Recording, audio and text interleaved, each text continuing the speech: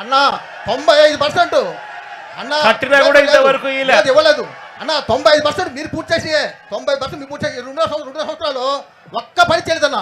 మన 5% చేయలేదు అక్కడ. మనం కట్టి ఇచ్చిన తర్వాత కూడా వీటిని ఆపరేషన్ లేక తీసుకొని రాలేదన్న. ఎక్కడ ఆపరేషన్ లేక వస్తే ఎక్కడ మత్స్యకారులందరూ కూడా దీన్ని హక్కుగా భావించేసి ఇదంతా వాడడం మొదలు పెడతారేమో అనే ఉద్దేశంతో అసలు మీకు ఇక్కడికి వచ్చేదానికి అఫీషియల్ గా పర్మిషన్ కూడా ఇవ్వలేదన్న.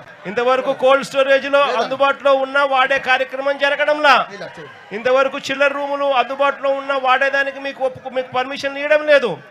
ఇంతవరకు ఐస్ మేకింగ్ యూనిట్లు తయారైపోయినా కూడా ఇంతవరకు మాడుకునేదానికి మీకు పర్మిషన్ ఇవ్వలేదు.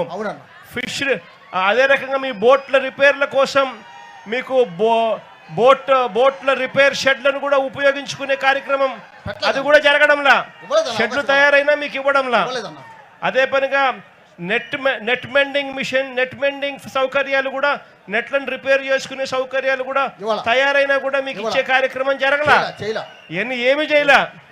అంటే కేవలం మొట్టమొదటి రోజు నుంచి కూడా దీన్ని ప్రైవేట్ వాళ్ళకి ఇవ్వాలా అన్న దుర్బుద్ధితోనే అడుగులు ముందుకు పడ్డాయి. అవునండి.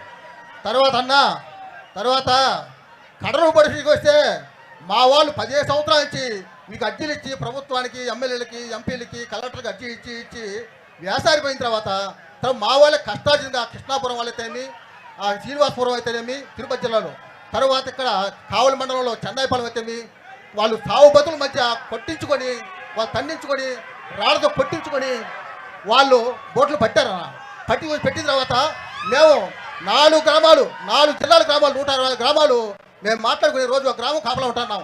రోజుకు ఒక గ్రామం కాపలా ఉండి వాటి భద్రత కోసంగా మేము ఉండవచ్చు మాట్లాడుకున్నాం. ఎప్పుడంటే ఆగస్టు 16వ తేదీన మీటింగ్ వేసుకున్నాం. మేము 4 జిల్లా గ్రామ పెద్దలు వేసుకుని రోజు గ్రామాలు కాపలా అనుకున్నాము.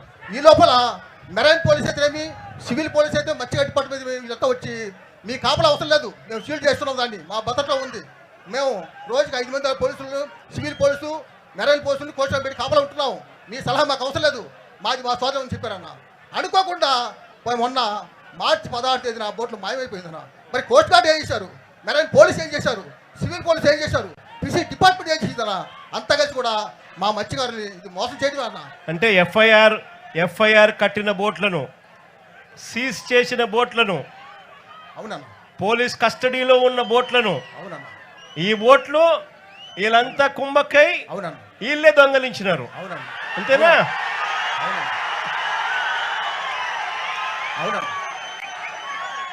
మార్చి 12వ తారీఖున ఇక్కడ లోకేష్ వచ్చినాడు. మార్చి 16వ తారీఖున బోట్ ఎగిరిపోయింది, బోట్ దొంగతనం జరిగింది.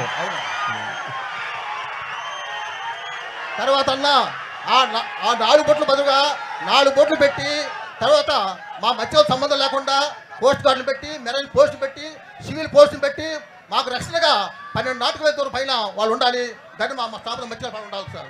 ఆ రూల్స్ పెట్టి, ఆ చట్టం పెట్టి, జీవో పాస్ చేసి మాకు న్యాయం చేయాల్సి వస్తుందిగా మీకు మరీ ప్రార్థన చేస్తూ వేడుకుంటాం.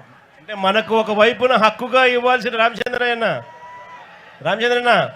మనకు హక్కుగా ఇవ్వాల్సిన ఈ ఫిషింగ్ హార్బర్ మనకు ఇవ్వకుండా, మరోవైపున మన కడుపును కొడుతూ ఇక్కడ ఈ ప్రాంతంలో వాళ్ళు అడుగు పెట్టకూడదు, వేరే ప్రాంతం నుంచి, వేరే రాష్ట్రం నుంచి ఇక్కడికి వచ్చి ఫిషింగ్ చేయకూడదు అన్న నిబంధనలు ఉన్నా కూడా, చట్టం ప్రకారం ఇది తప్పు అని చెప్పి తెలిసినా కూడా అక్కడి నుంచి ఇక్కడికి రావడము, మనకు ఫిషింగ్ హార్బర్ అందుబాటులోకి తీసుకోకుండా పోవడము, మనకు మెకనైజ్డ్ బోట్లు మనకు ఇవ్వకపోవడము, వీటి అన్నిటి ప్రతిఫలంగా మన కడుపును నష్టం జరుగుతూ ఉంటే, చట్టం ప్రకారం వాళ్ళు తప్పు చేస్తూ ఉన్నారు అని చెప్పి మనం ప్రాణానికి తెగించి వాళ్ళ బోట్లను మనం పట్టుకున్న ఆ బోట్లను మనం పోలీసులకు అప్పచెప్తే, పోలీసులు ఎఫ్ఐఆర్ కట్టారు, బోట్లను సీజ్ చేసినారు. సీజ్ చేసిన ఆ సొమ్మును పోలీసులు, ప్రభుత్వంలోని పెద్దలు వీళ్ళే లాలూచిపడి వీళ్ళే ఆ బోట్లను దొంగతనం చేసుకొని పోయినారు. అంతేనా?